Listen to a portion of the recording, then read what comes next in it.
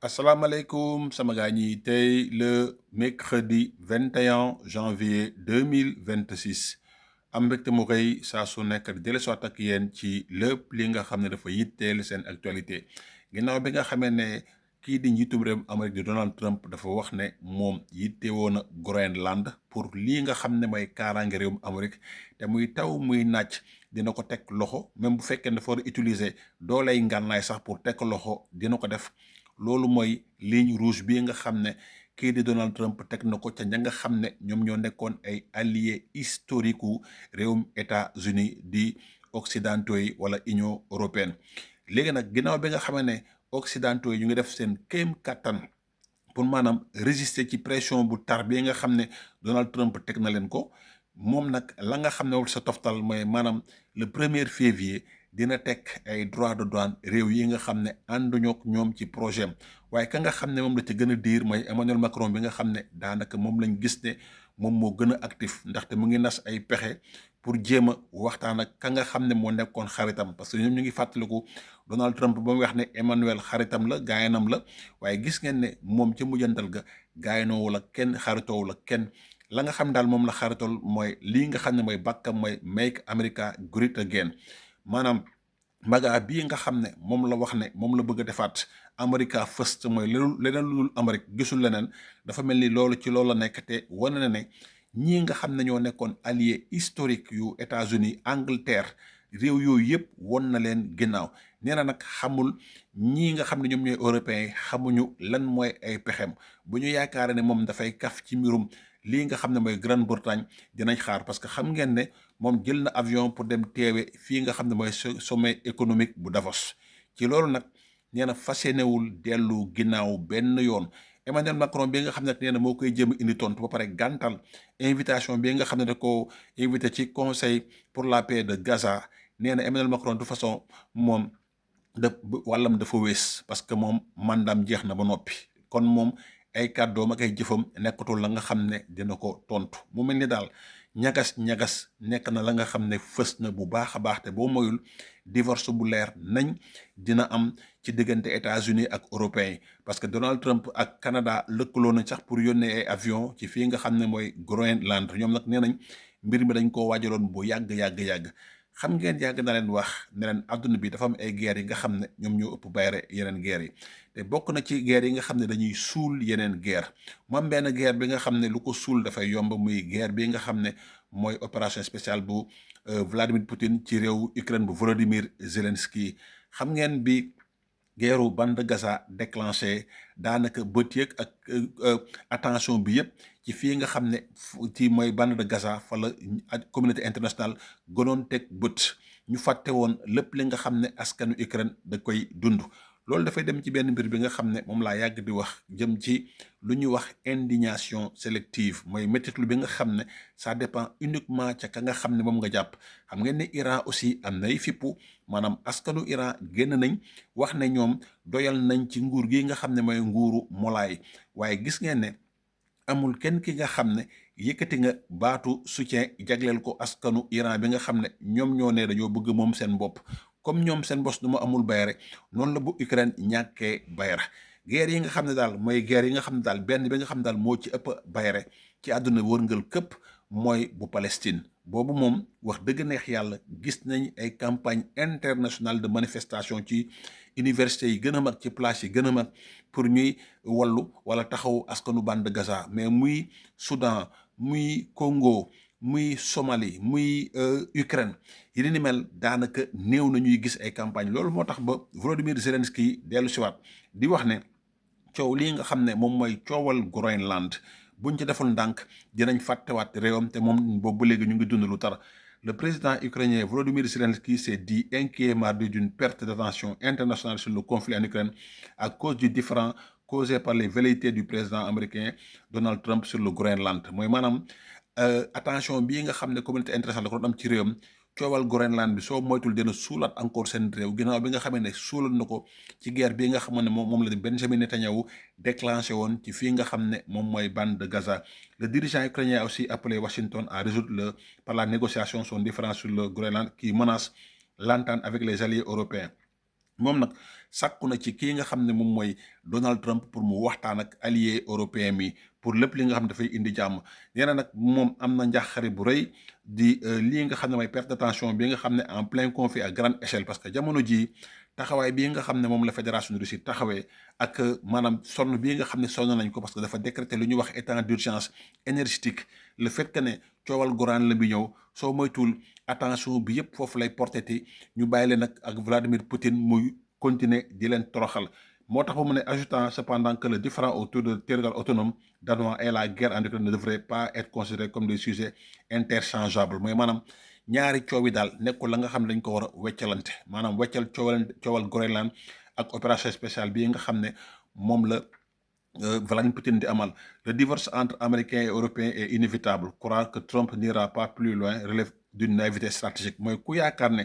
Trump dina dellu ginnaaw ci lii nga xam ne moom mooy sàkkuteefam, maanaam yow da ngay def preuve de naïveté, parce que Trump tey la gën a dogu pour teg loxo lépp li nga xam ne jàpp na ne intérêt réewum Amérique la. Zelensky a rappelé que son pays était confronté à une guerre à grande échelle. Nous avons un agresseur spécifique et des victimes spécifiques. maanaam ñoom adversaire bii nga xam ne moom lañ am nekkul adversaire bi nga xam ne adversaire bu banal la, te victimes yi nga xam ne la ñuy am aussi ay victimes yu spécifiques lañ. moo tax ba daal moom sàkku na daal pour ñii nga xam ne ñoom ñooy occidentaux yi ñu bañ leen a fàtte ci coowal Groenland bi. Un appel à Washington. L'invasion en Ukraine par la Russie lancée en 2022 est le conflit le plus sanglant en Europe depuis la Seconde Guerre mondiale. maanaam moom xam na ne opération bii nga xam ne moom la Vladimir Poutine di amale daanaka mooy bii nga xam ne moo ëpp lu mu tuur deret après deuxième guerre mondiale ci fii nga xam ne moom mooy continent américain bi. Près de la moitié de la capitale Kiev est devenue presque privée de chauffage. genn wàllu capitalu Ukraine amatul lu ñuy wax chauffage par les températures glaciaires avec une série de frappes nocturnes. te boobu ba léegi chaque jour ñu ngi dund ay song yi nga xam ne ay song yu tar la ci lëndëm bi, ci seddaay bi, ci lépp. nee na loolu amul lu ko weesu mbugal te Poutine mu ngi leen koy teg. kon nag bu leen naree fàtte encore pour coowal Groenland daanaka ñoom dañuy gën a torox. Le dirigeant ukrainien a appelé aussi Washington à résoudre par la négociation les différends sur le Groenland qui menace l'entente avec les alliés. maanaam Amérique warul tas lii nga xam ne moom mooy OTAN. Je veux vraiment que les États-Unis entendent l'Europe vraiment dans un format diplomatique. lii daal mooy yéene Volodymyr Zelensky. Le président américain martèle depuis plusieurs semaines vouloir faire du Groenland île autonome appartenant à un territoire américain, déclenchant une sévère crise diplomatique. léegi nag ci biir loolu am na coow li nga xam ne aussi coow lu tar la bu dox si diggante Benjamin Netanyahu ak kii nga xam ne mooy Ali Fadavi nekk ka nga xam ne chef ci gardien de la révolution yi la. moom nag nee na xupp yi nga xam ne moom la Benjamin Netanyahu di leen xupp, nee na xamul sax moom lan moo ko nar a xaar moom ak réewam. Ali Fadavi réagit aux menaces de Netanyahu. Il n'a aucune idée de ce que l'Iran possède. nee na moom mënul xalaat benn yoon lan la réewum Iran dalloo ci ay ngànnaay. Les tensions verbales entre Téhéran et Tel Aviv ont franchi un nouveau palier. Le général Ali Fadavi, haut responsable des gardiens de la révolution islamique, a réagi avec virulence aux déclarations récentes du premier ministre israélien Benjamin Netanyahu, qui a évoqué la possibilité d'une confrontation majeure. xam ngeen ne Benjamin Netanyahu dafa wax ne soo moytul benn laale bu rëy dina dox seen digganteeg Iran, incluant même le caractère nucléaire, parce que nee na bi yoon moom boo moytul sax ngànnaay nucléaire dana nekk la nga xam ne dina bokk ci jàmmarloo bi nga xam ne fas nañ ko jàmmarloo ak réewum Iran. Dans une sortie largement relayée par les médias iraniens, le général Fadavi a accusé le chef du gouvernement israélien d'user d'un discours de dissuasion qu'il juge déconnecté des réalités stratégiques. maanaam discours bii nga xam ne moom la Benjamin Netanyahu amal dafa waroo ak lii nga xam ne moom moo xew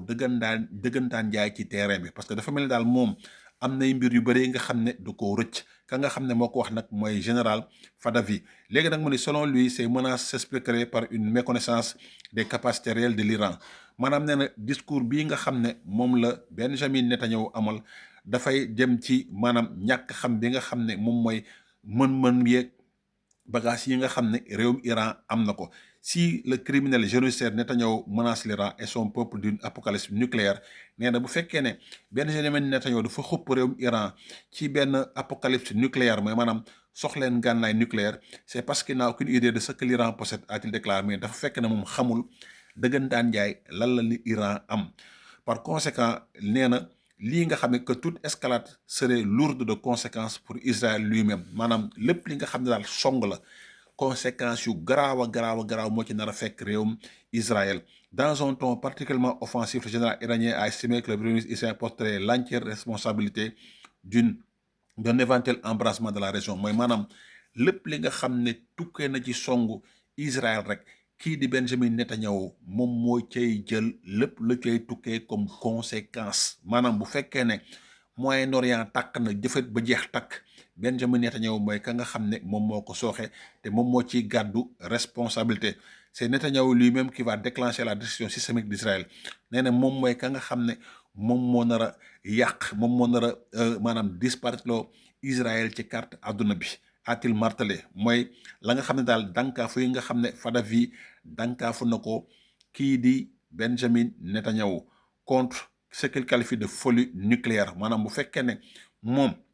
dafa am lu ñuy wax folie nucléaire xamul nag lan la Israël ngemboo wala lan la Israël denc Iran denc ci ay sutam ba mu ne da koy menacer d'apocalypse nucléaire. Poursuivant ses avertissements, Ali Fadavi a affirmé que toute attaque extrême contre l'Iran provoquerait une réponse imprévisible maanaam lépp luy niroog song rek bu ñu jëmle ci réewum Iran rek dina am benn tontu bi nga xam ne tontu bu saf sàpp lay doon te leneen loolu l'Iran une riposte imprévisible et si le Kremlin Netanyahou décide une folie nucléaire contre l'Iran ni lui ni aucun sioniste ne verra le coup venir maanaam Benjamin Netanyahu bu juumee ba ne dafay song réew mi Iran muy moom muy képp ki nga xam ne yëwul nga doo gis tontu bii nga xam ne doo ko gis muy ñëw tontu bi Iran nar a tontu kenn si ñoom du Netanyahu du juif yi kenn si ñoom du gis tontu bi nga xam ne moom lañ nar a tontu que les conséquences seraient dévastatrices nee na nag lépp li nga xam ne nag conséquence la luy tukkil foofu nga xam ne mooy Israël la nar a doon. Enfin, le régime militaire iranien a relativisé la capacité d'Israël à peser dans les affrontements de grande ampleur, déclarant qu'Israël est trop petit pour menacer l'intégrité de l'Iran. ci mujjantal ga nag fa nga xam ne foofu la dajee mu ne Israël dafa tuuti lool pour ne dafay xupp réewum Iran naanaam taxaw gis Iran nu mu toll te xamul Iran la denc ak la lax mu ne da koy song pour moom daal nee na Israël ab yoolo bi nga xam ne lii di réewum Iran xejul ci kawam. ci loolu nag moom benn coow li nga xam ne wax nañ ne Canada dafa yóbbu ay soldats pour maanaam amal ay exercice ci Groenland waaye kii nga xam ne moom mooy premier ministre canadien bi di Mark Carney dafa xam le ne moom dafa opposé wu ci ambition yi nga xam ne Donald Trump da ko bëgg amal ci Groenland. Le premier ministre canadien Mark Carney a apporté mardi son soutien ferme au Groenland et au Danemark, soulignant leur droit unique à décider de l'avenir de cette grande île arctique. Convoité par le président américain, les puissances moyennes doivent agir ensemble. nee na daal lii nga xam ne moom mooy ñoom seen scénario jàpp nañ ne bu fekkee ne dem nañ ba song nar a dox seen digganteeg réewum États-Unis nee na scénario yi nga xam ne daal moom la seen armée teg d'après les scénarios envisagés par l'armée canadienne en cas d'offensive depuis le sud bu fekkee ne Amérique dafa song depuis le sud moom nee na les forces américaines seraient en mesure de neutraliser les principales positions stratégiques canadiennes maanaam force américaine yi mën nañ neutraliser lépp li nga xam ne position stratégique yi nga xam ne Canada da koo am en moins d'une semaine voire en seulement 2 jours maanaam si ñaari fan wala ci semaine courte armée américaine mën na neutraliser lépp li nga xam ne position stratégique la bi nga xam ne Canada am na ko. léegi nag nee na dans cette hypothèse la riposte canadienne pourrait prendre la forme maanaam lenn cote moo leen desal mooy maanaam def lii nga xam ne mooy résistance mooy la nga xam ne daal ñoom jàpp nañ ne dina nekk la nga xam ne mun na leen muccal ci doole bi nga xam ne réewum Amérique am na ko te mu ëpp leen ko. léegi nag laaj bi mooy lan moo nar a nekk position Donald Trump bu ñëwee ci sommet de Davos bii nga xam ne moom wax na ne européens yi xamuñu leen di xaar xamuñu moom lan la pare def rek pour jot ci Groenland boobu noonu loolu nag mooy laaj bi li laan bëggoon indil ko mag seen xarit la woon Léon Baltasar le Caméléon di lay ñaanal kenn lu jàmm ak salaam.